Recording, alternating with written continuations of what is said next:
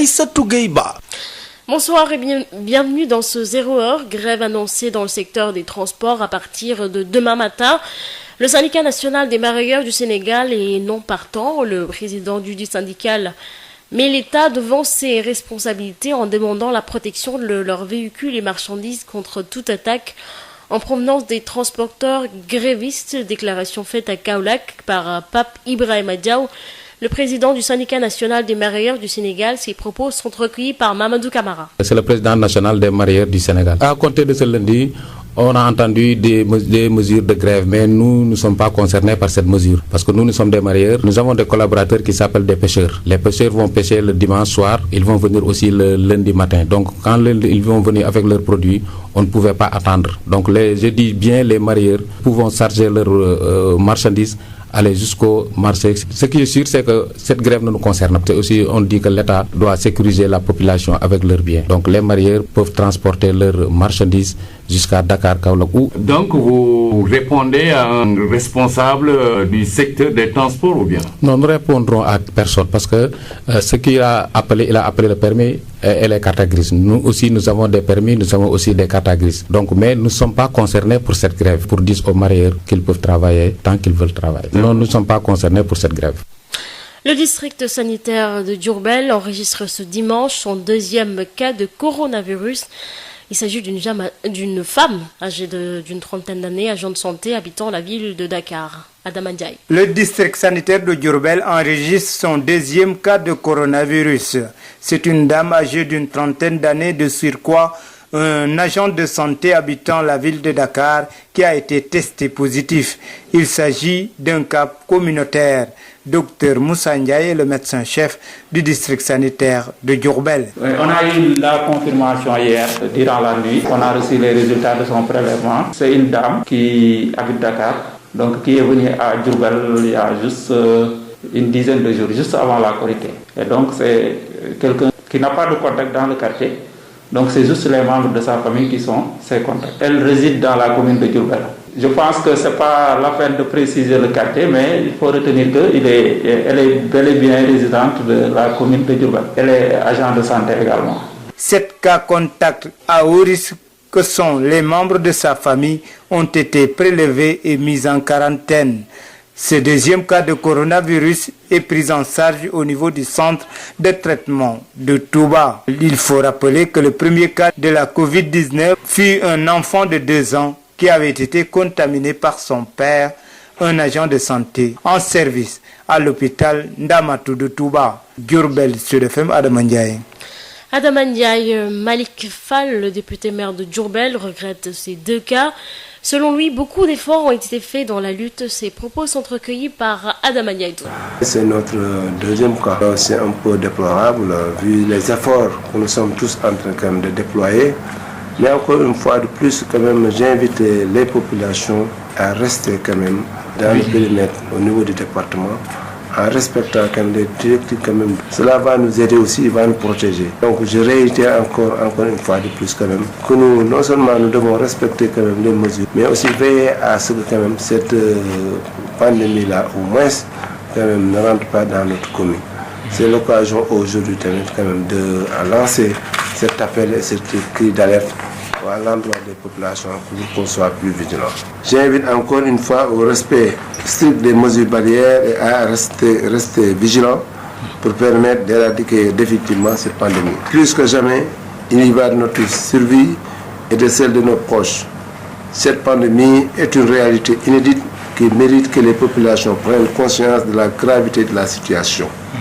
Nous devons tous prendre conscience du fait que plus vite nous respectons les règles, plus vite nous serons en mesure d'arrêter cette pandémie. Reprise des cours pour les classes d'examen ce 2 juin. L'inspection d'académie de Dakar est en train de procéder au dernier réglage pour les dotations en matériel de protection pour près de 872 établissements dans la capitale. Toutefois, selon l'IA Khadijatou Diallo, l'arrivée des élèves et enseignants se poursuit. La voici au micro d'Amadou Moustapha Dia. Là, à l'IA, toujours en train d'apporter des réglages sur la dotation des éléments qui constituent les masques, les thermoflash, les gels et autres. donc matériel. Donc nous sommes là pour faire le dispatching. Ça concerne les écoles et établissements privés. Parce que là, nous ne les avions pas pris. On attendait la dotation complémentaire. On ne les avait pas pris en compte. Donc là, demain, ils vont venir lever leur matériel. Donc n'oublions pas que n'oubliez pas qu'on a dans l'Académie de Dakar 560 écoles et établissements privés. Vous voyez, il est presque 20 heures. Donc nous sommes en train de faire le point. Donc pour voir un peu. Et demain, les établissements vont lever leur matériel et toute la journée, donc, nous allons faire les réglages qu'il faut pour que le protocole soit respecté dans les écoles et établissements. Est-ce que les enseignants sont sur place? Il y a des élèves, des enseignants qui n'ont pas encore rejoint, mais le processus se poursuit. Donc, pour faire revenir les enseignants et les élèves qui restent. Il y a une première, deuxième cohorte qui est déjà là. Là, le processus va se poursuivre et je pense que d'ici 2 à 3 jours, nous aurons terminé chaque académie à recevoir donc l'ensemble de tes enseignants et des...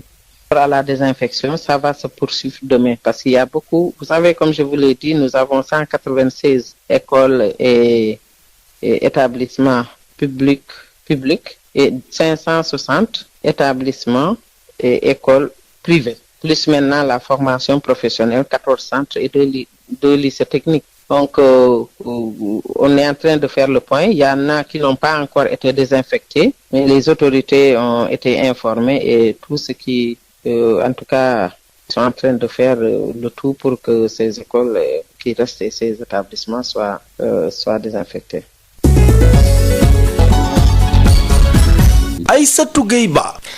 jërë ngeen jëf ci teewlu mi xibaar yi dañu koy doore ak syndicat national des mareyeurs du Sénégal moom nag daal dina rek banque ay yoxom ne du bokk ci grève bi nga xamante ne liñ koy amal ni ki ëllëg lii di dawalkat yi sax dañ koy amal ni ki ëllëg loole nag kii jiite boobule kuréel moo ñu ko xamal mu teg ci di woo kii di nguurub Sénégal ngir mu daal di rek lal ay jéego yu leer ngir mësa leen ci ñàkk seen marchandise bu fekkante ne grève boobule dafa am fenn fu mu yegg li ci mel na ay tàng-tàng ak yeneen yu demee noonu.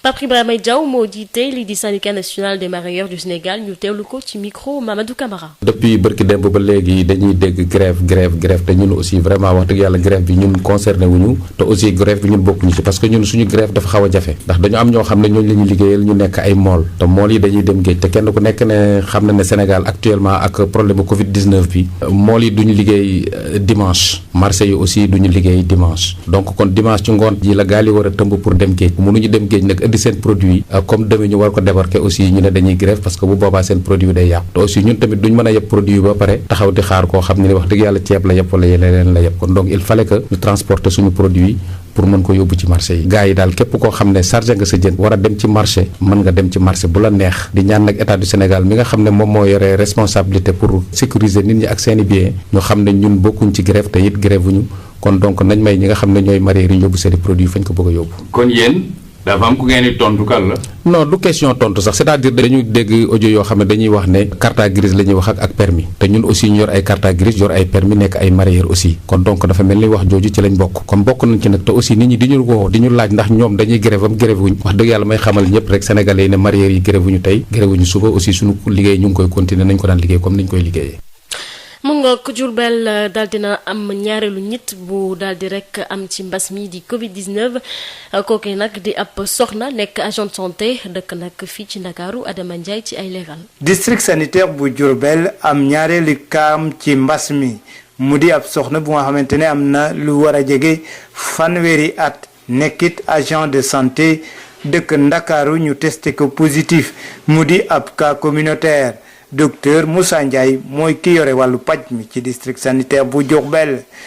mu nekk cas boo xamante ni ba fi ñuy wax ak yéen si investigation yi fu mu toll identifié guñ ki nga xamante ni moom moo ko wàll parce que dafa nekk koo xamante ni Dakar la nekkoon donc bu mu ñëwee Diourbel ak léegi ci ay fukki fan la toll. mën nañ ko considérer comme cas communautaire. suñu identifié ki ko wàll statut boobu mën na varier mais suñu xam-xam fu mu tollagum fu mu nekk nii xamaguñu kan moo ko wàll. cas bi mu ngi toll ci ay fanweeri at yooyu état de santé am quand même ça va nekkul état bu critique elle se plaint juste quelques yaram buy metti ak yaram bu tàng mais amul beneen signe boo xamante ni vraiment tax na état am nekk état bu critique. juróom-ñaari contact yu nga xamante ne njort nañ ne wal na leen nekk ay jegeñaaleem wala njabootam prélevé nañ leen berleen ñaareelu kaw coronavirus boobu nag ñu ngi ko yóbbu ca centre de traitement bu Touba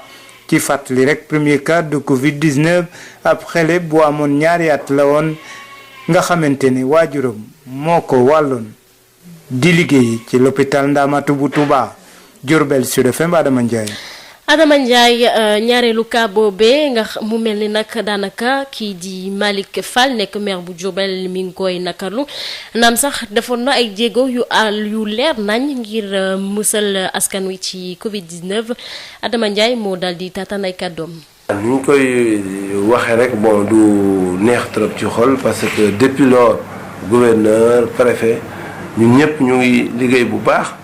district sanitaire bu Diourbel am ñaareelu kaam ci mbas mi. ni ñu koy mu di ab soxla waxee rek bon du neex trop ci xol parce que depuis lors gouverneur préfet ñun ñëpp ñu ngi liggéey bu baax pour vraiment am benn cas fi ci Diourbel kon loolu bu ñëwee rek dañuy xam rek ni wax dëgg neex yàlla dañuy gën a waxaat population bi ñu gën a respecter encore les mesures gën a respecter encore li nga xam ni moom la gouvernement bi bëgg pour que kenn ku nekk mu mën a rester vraiment ci département bi nga xam ne wala war a toog en même temps aussi respecter encore mesures yi nga xam ni moom la gouvernement bi jël pour que feebar bañ a yokk comme cas bi am na aussi dañu xam ne yàlla moo ko fi indi mais ni ñu gën a góorgóorlu gën a xeex tamit ba vraiment beneen cas bañ fa mais loolu nag ci population rek lañ ko yaakaare en même temps te loolu am naa yaakaar boobu ba tey ñu ngi ciy góorgóorlu ndax bu mu démarré ba tey ñu ngi wax ni 2 cas moo dugg Diourbel.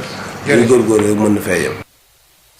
lii di tijjib li jëm ci wàllum tijjib l'école yi mi ngi wéy rek di am lu toll ci 872 l'école daal dina nekk jot ay jumtukaay li ci mel ni ay gel masque ak yu demee noonu kii di inspection d'académie bu Ndakaaru moo ko xam ne waaye di wax rek ne lii di yóbbu wala sax dem ak dikk yi jëm ci wàllum yóbbu élèves yeeg enseignants yi mi ngi wéy di am ba tey Khadijatou Diallo.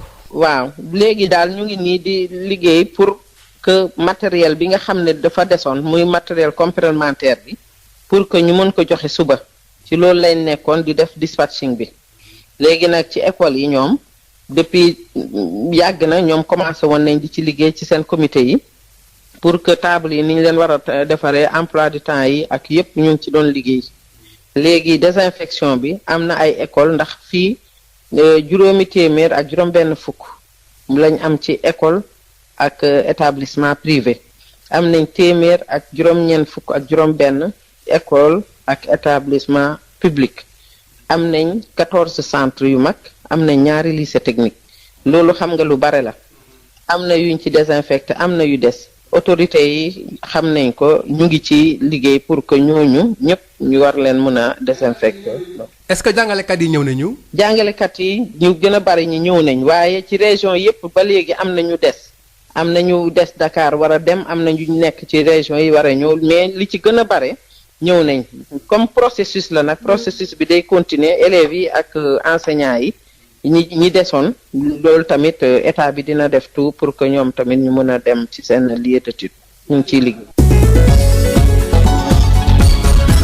Aïssatou Gueye Ba. mbokk yi ak xarit yi fii la xibaar yi buure jërë ngeen jëf ci seen ànd beeg safo beeg seen première radio privée au Sénégal Soni Fati moo fare woon ci machine bi ñu fanaan jàmm.